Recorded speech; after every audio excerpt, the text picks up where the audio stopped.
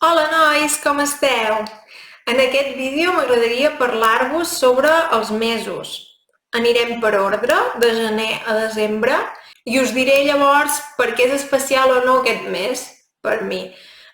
Com sempre, podeu activar els subtítols i els podeu activar en català o en anglès, d'acord?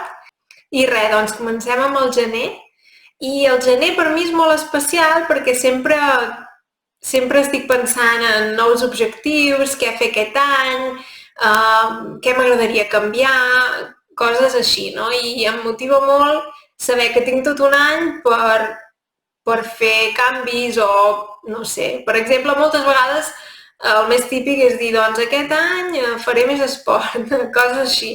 Però jo m'he donat que el més eficient és posar-se objectius ben clars, no així en general, faré més esport, sinó, d'acord, doncs faré exercici 3 cops per setmana i seran aquests dies i serà això, concretament, no? Sempre és com més, a mi em serveix més.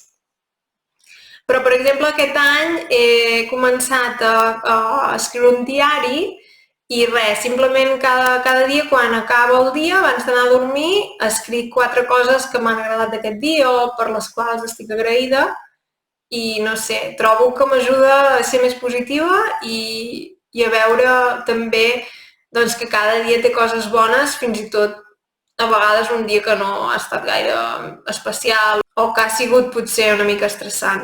Molt bé, llavors el febrer m'agrada molt perquè normalment és el carnaval. A vegades és el febrer i a vegades és el març, depèn de l'any. Però, vaja, m'encanta el carnaval. Si voleu buscar el carnaval del poble on jo soc, que es diu el Carnaval de Terra Endins, i és molt especial. Podeu buscar fotos per internet i ja veureu que hi ha unes carrosses molt ben fetes i res, és un carnaval que a mi m'encanta. Ara ja fa uns anys que no hi vaig perquè visc a Alemanya, però m'encanta, us ho puc recomanar. Llavors, el mes de març, sí, a vegades és el carnaval i simplement a vegades m'agrada també perquè ja està començant a fer bon temps, ja no fa tan fred i res, també això passa també a l'abril, però a l'abril té una festa que m'encanta que és Sant Jordi. No sé si coneixeu la llegenda de Sant Jordi.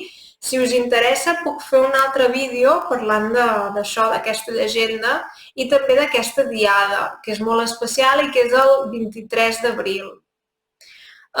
Sí, el que m'agrada més de Sant Jordi és passar-lo a Barcelona perquè hi ha moltes parades, hi ha autors firmant llibres i és el dia, diguem-ne, del llibre i la rosa. Tradicionalment les dones reben una rosa i els homes reben un llibre. I és una tradició que m'agrada molt, potser perquè ja des de petita sempre el meu pare em portava una rosa i res. I és un dia molt especial per mi.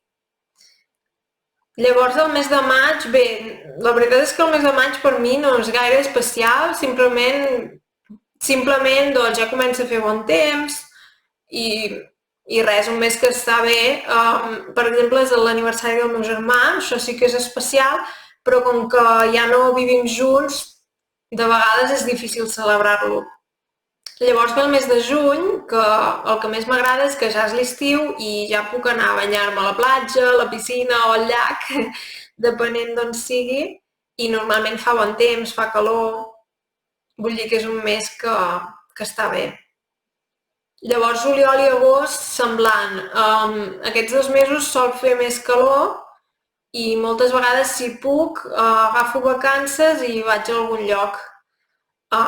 Sí, a vegades vaig a casa a visitar la família o a vegades vaig a algun altre lloc de vacances. Aquest any serà una mica difícil amb el coronavirus.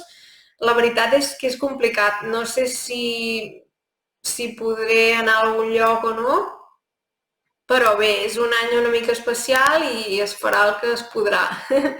Sí.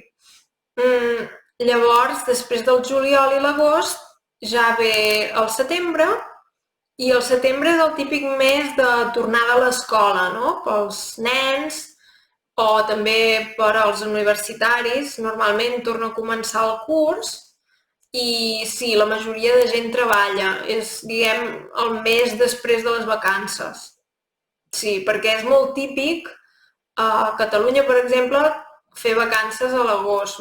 De fet, molts establiments, moltes botigues són tancades. No, diguem-ne que és un mes una mica més tranquil, tot i que, clar, depèn. Si és un lloc molt turístic, doncs no. Per exemple, a l'illa de Mallorca o Menorca, molts establiments són oberts de maig a octubre, no? I llavors la resta de l'any no. Realment depèn de si és un lloc molt turístic o no.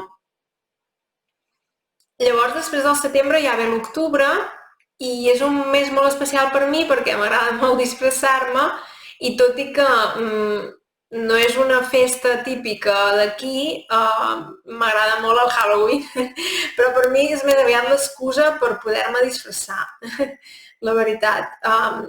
També, si us interessa, puc fer un vídeo parlant de la castanyada o fer un vídeo en general parlant de la Diada de Sant Jordi, de la castanyada i altres festes d'aquest tipus. No sé, si us interessa m'ho escriviu als comentaris, que així jo sé que és un tema que puc fer en el futur. Llavors, després de l'octubre ve el novembre i el novembre per mi simplement és especial perquè és el meu aniversari. I per això, i també perquè ja falta poc perquè arribi Nadal, que és també una època que m'agrada molt. Sí, al desembre ja ve Nadal i sobretot ara que visc a l'estranger és un moment que m'agrada molt perquè si més no per Nadal vaig a casa, si pel que sigui no puc anar-hi en altres moments i valoro molt poder retrobar-me amb la família i retrobar-me amb els amics i res, un moment molt especial. Els regals per mi no són gaire importants, però sí que poder passar temps amb la família sí que ho és i res. Doncs ja hem vist tots els mesos de l'any i no sé, us volia preguntar a vosaltres què feu cada mes o quin mes us agrada més i per què, quines festes celebreu, quan és el vostre aniversari, per exemple. D'acord? I res, si voleu comenteu i si us ha agradat aquest vídeo podeu deixar un m'agrada i si no ho heu fet encara us podeu subscriure al canal. Intento fer 2 vídeos de català per setmana. A vegades es pot, a vegades no, però bé, és el que intento fer i almenys espero un poder-lo fer per setmana. I res, ens veiem a la propera. Adeu!